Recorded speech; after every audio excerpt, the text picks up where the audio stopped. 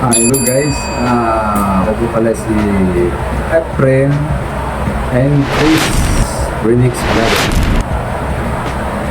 Meron pa akong tutorial ngayon tungkol sa all skill kit na ginagamit kapag nagkaroon ng all skill ang inyong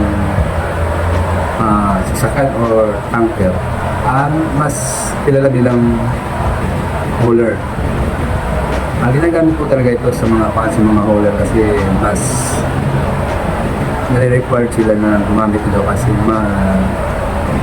medyo delikado kasi dahil sa volume na fuel ang dala nila sa araw-araw.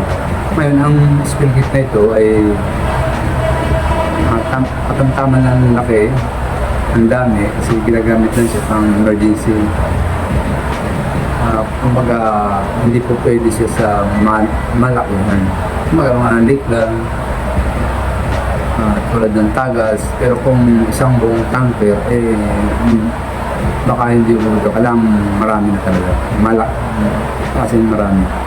So itong ini-issue sa mga truck mga bag lang, oil spill kit bag na gagamitin kapag mayroong ordinaryong leak, mga tagas, yan, pwedeng gamitin yan. Kasi pag malakasan, hindi na obra to lang. Talagang hindi na oil spill kit bag na lang, talagang maramihan na yun.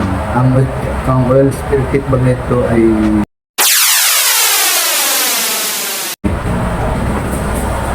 ito po siya.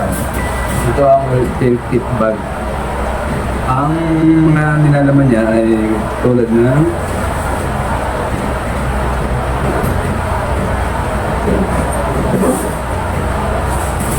meron siyang gloves. Gloves na ginagamit sa pag may oil spill. Yan.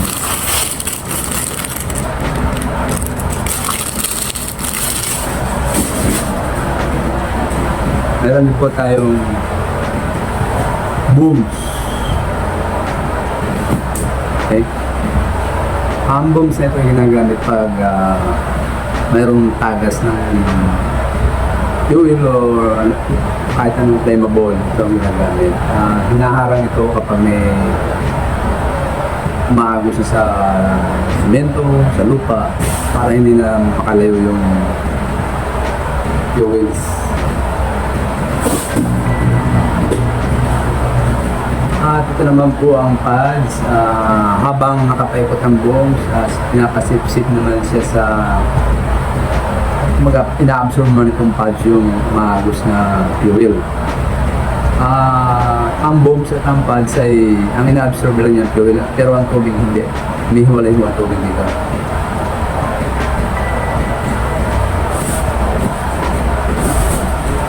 Mayroon din ho tayong granules. Kapag na-absorb na ng booms at pads, bubuhusan naman itong granules para ma-absorb na yung matitirang fuels na nasa semento or sa lupa. Ina-absorb pa rin yung granules. Yung malinis yung pinagdaanan ng fuels. Parang wala nangyari ba? Nakakatanggal din siya ng amoy. At ang panghuli po pala ay ang hindi pwede mawala ang plastic, contaminated waste. Dito po ilalagay ang mga materialis na ginamit sa oil spill para hindi kumalat. Ito para hindi malagay kung saan saan. Yun lang po. Mamaya po ay papakita ko sa inyo kung paano ito gagawin. Kuha ka na ng pads. So pag nakuha na ng pads, yung fuels, ipapa-absorb mo na sa pads. Isisip-sipin na yan. Pag nasipsip na ng pads ang fuels, isusunod ko naman itong granules para maside niya yung natitirang pads.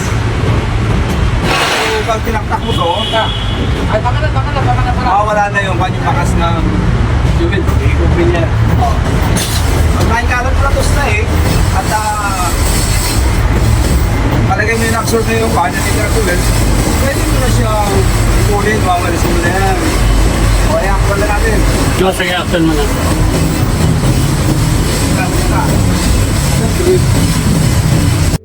Oh, isip mo yung plastic.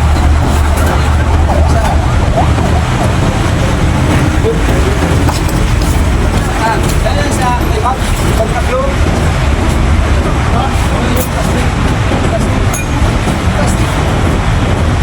Yeah.